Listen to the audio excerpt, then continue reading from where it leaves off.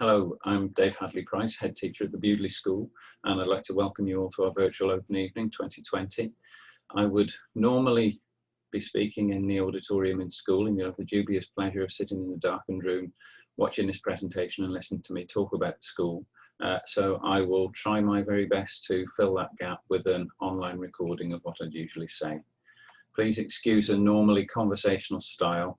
I want to say as much about the school and tell you as much about the school as I possibly can.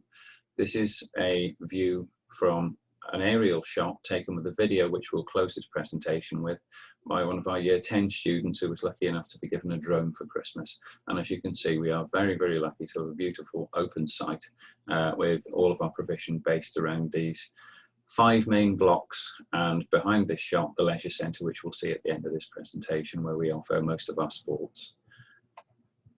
So who are we? So we have a very small, tight senior leadership team. So we've got myself as head teacher, Mrs. McDougall and Mr. Chowan as deputy heads. Mrs. McDougall looks after all things exams, anything to do with assessment and the sixth form and the development of the sixth form. Mr. Chowan looks after all things pastoral year heads and is a likely point of contact if parents have problems that they need to solve and they haven't been able to solve them with the year heads. Mr. Willis, as assistant head, looks after the development of teaching throughout the school and is also the school's SENCO. And Mr. Wordley, as infrastructure manager, looks after the school network and the site and development of both. You will find on the website a little bio of me, as this seems to be compulsory. I'm not going to dwell on this. I've been teaching 28 years now. This is my 29th. I'm a physicist. I've been head teacher of 3 schools, and it's my very great pleasure to be head teacher at the Bewdley School. By the end of this term, I will have been here for 4 years. What are our priorities for the coming year? It's been one of the strangest years I've had in teaching in these last 30 years, and I'm sure it's been very strange for everyone. Our priorities are taken from the Worcestershire County Council School Improvement Recovery Framework, and these are the 5 areas that we've been looking at and will be looking at with the governing body over the coming weeks and months. And we feel that these are the most important things we need to focus on in the short and medium term. So creating a safe environment for everyone, making sure that the mental health and well-being of our community, that students, staff and parents, are cared for in the best possible way we can, re-engaging students and their parents with learning after this long closed down period, identifying gaps in learning and setting goals, and prioritising the curriculum to make sure that we still deliver everything that we used to deliver, and we try and make up for the things that have been lost along the way. I do have to say at this stage that we were very, very fortunate. We have a well-structured and comprehensive IT infrastructure, so we were able to dive into live lessons online pretty much as soon as lockdown started, and we've been doing that throughout. The principal challenge will be for all schools throughout these next few months, managing to ensure that those children who are self-isolating at home get a reasonable diet of learning whilst teaching those in school, but we will, I assure you, do our very best. A little bit about exams. Most schools say something about what the exam results have been like. Exams have been a very, very strange area of school this last 12 months. You will have heard the announcement that there would be no exams in the summer, and there were lots of discussions over the course of the summer about how best to arrive at grades and lots of contention about the issue. Given this confusion and the move to teacher assessment, our priorities for this coming year is to make sure that the students cover the curriculum as fully as possible, to try to prioritise a real depth of understanding and love of the subjects that they study. It's really important that we don't just focus on grades. It's not a healthy way to approach learning, and it's not particularly motivating for young people. And then to build on this, to ensure that they're fully prepared, not only for exams, but also for future study, that they're ready for independent study, if they're going to go on to college courses post-16, or if they're going to stay with us in the sixth form and go on to university. And the most important thing, going back to the focus on mental health, is to ensure that we encourage a well-balanced, practical and healthy approach to study, that students actually have a broader range of things to do than just sit in front of a screen and work for extended periods of time and nothing else. Balance in life is very important to us, and as you'll see in a little while, we've prioritised the development of our enrichment curriculum over the last few years in order to try and help with this. COVID-19 has put a little bit of a spoke in the works with this, but I'm sure that once this is passed within the next year or so, we will start to recover some of these things and be able to offer them again. So school values, it's a great shame a real sadness for us that we can't invite you to school. We don't usually have open mornings. We just invite people to come in anytime that they're free to, and give them a tour of the school. These values seem very basic, and in a lot of instances are just words on a page, but actually walking around the school, this is what you see when you are at the Bewdley School day on day, in lessons and both in between lessons. The students are prepared for their lessons. They're punctual and polite. Some of the nicest students I've worked with across the 7 schools I've been in. We have a very compassionate and caring community, and we place a lot of value on consideration for others. We introduced 4 years ago a youth forum, really important to understand the importance of student leadership. We have a democratic council, represents all students from year 7 to 13. It's organised in 3 congress arrangements for lower, middle and upper school. There's a senate with representatives from each who work with teachers to improve the school. They elect a young mayor and deputy every year, and the young mayor and deputy sit on Bewdley Town Council, and they're an independent body, and a big part of what we will be doing over the next few years is developing their work with the school. We've also introduced a house system. That there had been one historically, but not since the school reopened in 2007. So we consulted with the civic society and the local community regarding house names. So we have Baldwin House representing equality, Ribsford House representing heritage, and Severn House representing striving. Those are the underlying themes. Each has its own house shield, and we are very grateful to the current Lord Baldwin. Edward Baldwin gave us consent to use the family shield for Baldwin House. The Ribsford shield, you will find elements of this on the stone gate post outside Ribsford House. There's a shield there, and this is part of the Herbert shield. And then Severn obviously isn't going to have its own shield, so we asked our students to design one, and this is a fantastic design that they came up with. So that's our house system, and we used that. We did our first ever School I Steadford in the summer of 2019, which included a day of music, a day of performing arts, a day of spoken word, and a day of sports. And again, this is something that we'll be seeking to build on as we return to normality over the course of the next few years. Most people who are looking at secondary schools will want to know a lot about the curriculum, and that's been a big focus of my work since I joined the school in 2017. So I want to say a little bit about what the Year 7 curriculum looks like for students, and then how that develops as they move through the school. Every school will offer something like this. So we offer English, Maths and Science, French and Spanish, Geography, History and RE within Humanities, Art and Technology, and we've introduced shelter building as part of the technology curriculum this year to reflect the importance we place on outdoor education. Drama and Music, Computer Science and IT, which again both fall within the technology curriculum in Year 7 and Year 8, and then Physical Education, which we offer to all students. We also offer personal and social education, and we do this through the whole curriculum and through a series of drop-down days throughout the year. Our curriculum then, we currently run 7 lessons with a rolling lunchtime to allow for COVID arrangements, but our normal timetable is 6 50-minute lessons with a lunchtime which has a 20-minute tutor time slotted into it. That means 30 lessons a week over a 1-week timetable. We don't really like the idea of a 2-week timetable. We find that students don't always know where they are. And Key Stage 3 and Key Stage 4 are now both 2.5 years. So we start our GCSEs halfway through Year 9 and spend the first half of Year 9 getting students prepared to make the right choices. So the whole objective is to build a broad and balanced curriculum, and our emphasis is on student choice, and I'll explain how that works very briefly. So our Year 7 and 8 curriculum, and there's a new timetable in March every year, so there are some things that swap around. Students have 4 English lessons and 4 maths lessons a week, 3 in science and 3 in languages, so they will do 6 months French, 6 months Spanish, and then the same again in Year 8. They have 2 lessons of geography, 2 lessons of history, and 2 lessons of RE.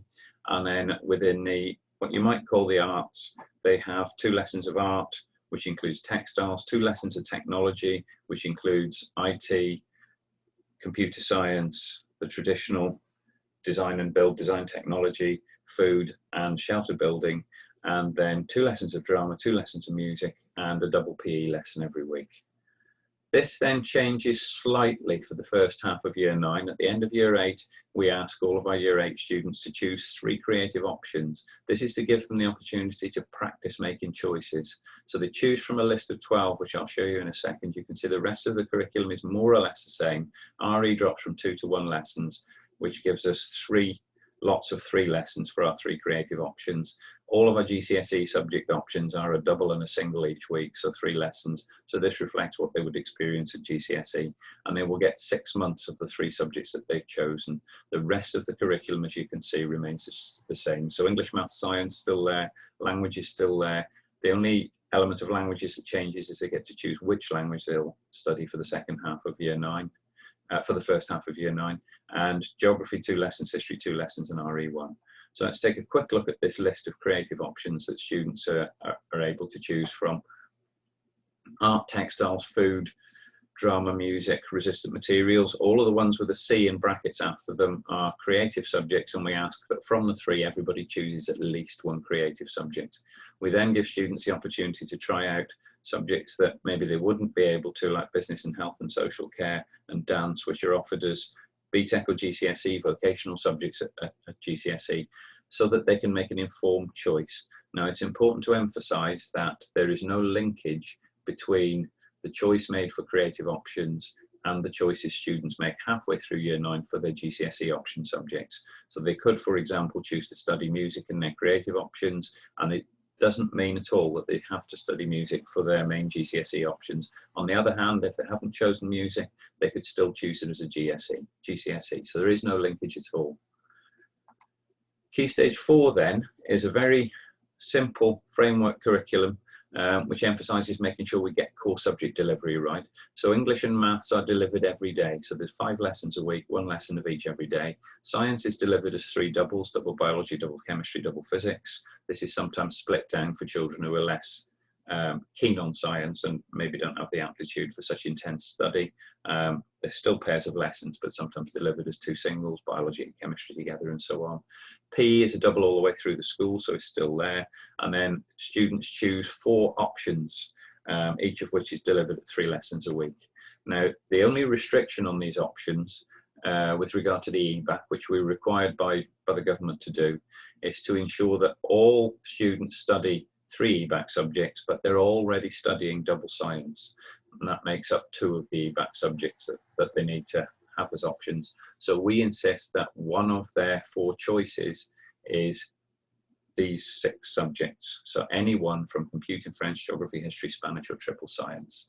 Their other 3 options are a completely free choice within the constraints of the option block structure. What we ask students to do is choose their 4 best choices and a reserve. All of those choices go into a computer, and the computer makes the option block structure to best fit the students in that year group. So the options change year on year to best fit what the students want to do. There will always be a small number who get a reserve subject, but the vast majority are able to study their 4 first choices. From that, we move on to sixth form. I'm going to talk about sixth form in a completely separate presentation, as we have a sixth form open week the week after our lower school open week. So what do we do in terms of enrichment? Well, rather a lot. So Bewdley is a massive centre for arts and music. Our music is very prevalent in the community. We get involved in Bewdley Festival, rush hour recitals in local churches, and many other venues and opportunities at Hopfest, which you may well have come across. We have the great good fortune to have Bewdley Leisure Centre on our school grounds, which we share with the community, and we're able to use that during the school day to provide some fantastic sporting opportunities. Duke of Edinburgh Award and outdoor education in general is massive in the school. We have of the order of anywhere between 80 and 120 year 10 students take bronze Duke of Edinburgh in year 10. 25, maybe 30 carry on to do silver in year 11, and we usually have 20 or 30 students doing gold in sixth form. We have a number of clubs and societies which we offer. So Rotary Interact has taken off over the last couple of years and is very closely linked with our international agenda, which I'll say a little bit about later. We introduced Young Enterprise, or reintroduced Young Enterprise a couple of years ago, which allows students in year 12 to set up their own business. And we have a number of groups studying this year. And during the course of last academic year, we set up a registered charity. the Discovery Society, the purpose of which is to give children the opportunity to get involved in research and exploration. Those are its charitable objectives. And the point of this is to try to extend what we already do in terms of outdoor education, and to link this up with some of the fantastic scientific stuff that we do. Very frustrating for us, because we set the Discovery Society up, really things started to take off around Christmas time. We had a whole lecture series organised for the spring term, which included people from Birmingham University, Aberystwyth. I had people lined up from Bangor University, and University of Worcester come in and give talks. And as we were about to start, lockdown hit, so we had to cancel the whole programme. So one of the things we'll be hoping to do as life returns to normal is to reintroduce some of the Discovery Society activities that were offered earlier on this year. Part of the Discovery Society organisation is to get us involved in Operation Wallacea, which I'd really like to mention. This is one of the few things in terms of extracurricular activities we hope to still be able to offer this year. Wallacea has been running for about 25 years. It's an organisation which sends sixth formers and undergraduate students on scientific research expeditions all over the world for 2 weeks. And in July 2021, we have a group of 7 sixth formers going to Dominica. So that's near the Dominican Republic, but not the same place. It's known as the Jewel of the Caribbean, a very beautiful tropical island. And those students will spend a week in a forest campsite studying Caribbean island ecology, have a volcanology day, whale research day, and then transfer to Fort Shirley, where they will do a PADI registered diving course or complete a Caribbean reef ecology course if they're already registered divers. So we're very excited to be offering that for the first time, and very hopeful that this will actually go ahead next summer. As things stand, Wallacea are saying that they hope to be able to go ahead with it. Linked to this, we have a very broad international agenda. Again, we all know that this isn't exactly particularly possible at the moment because of the coronavirus situation. This just gives a little bit of an idea of where our links are across mainly North Africa, Europe and Asia. Don't have much in the way of links in the Americas as yet, but watch this space. These are reflected by links through the British Council Connecting Classrooms programme, mainly schools in the Middle East, but also South Korea. We have a China link, a number in Europe. We've been running an Iceland trip, an Italy ski trip for a number of years, and we're now linked up with a little village in Uganda called Kititi through the Rotary Club, Bewdley Rotary Club. The pinnacle of this for us, this last 12 months, you can see this very broad range of links. We were very, very pleased to be able to bring a large number of these people into school for a Global Happiness Conference last November. So this is a range of countries came to visit us. This included 2 students from Palestine, a number of students from Egypt, Uganda, India, South Korea, and Scotland, and then teachers from all of these countries listed. So we had a fantastic week last November, and we hope very much to be able to repeat something like this at some point in the future when all of these restrictions have lifted. I hope that gives you a flavour of what's important to us as a school. I'm going to close this presentation with a piece of film, which was filmed by one of our Year 10 students who was given a drone for Christmas, and we pinched this from YouTube, and the accompanying music is composed and played by one of our wonderful Year 12 music students. I hope you enjoy. If you have any questions, please do get in touch with me. You can ring the school or send an email to dhp@. You'll find my email address all over the school website. Thank you very much for visiting, and we hope to see you soon.